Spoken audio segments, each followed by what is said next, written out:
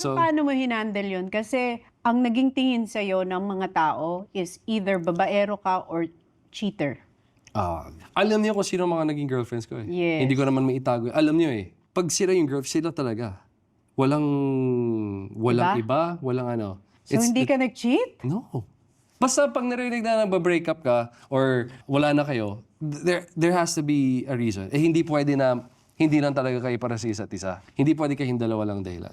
Pero you have to admit na there are times you fell into the temptation. Aminin ko, it's almost impossible, especially sa work natin, sa environment natin, sa situations natin, na hindi ka mafo-fall sa, Temptation. especially at a young age.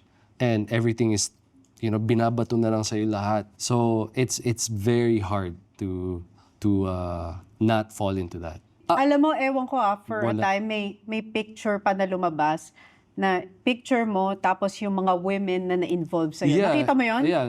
Pag nakikita mo yun, Well, syempre, just going back, I've had relationships with them. Kung nagkaroon kami ng maayos at magandang relationship. In terms of yung past relationships ko, never ako nagkaroon ng regret because happy ako nung time na yan eh. Alam ko naman yung nangyari. Hindi ko sinasabing maganda. At the end of the day, naging failure ako eh. Naging failure ako because nag-fail yung relationship ko. so you admit that the failure was on your part. It was more on my part. And more on sana hinando ko na mas maayos. All I can say is I could have been a better person, a better partner. I should have been better sa process na yun. I can't take back yung nangyari.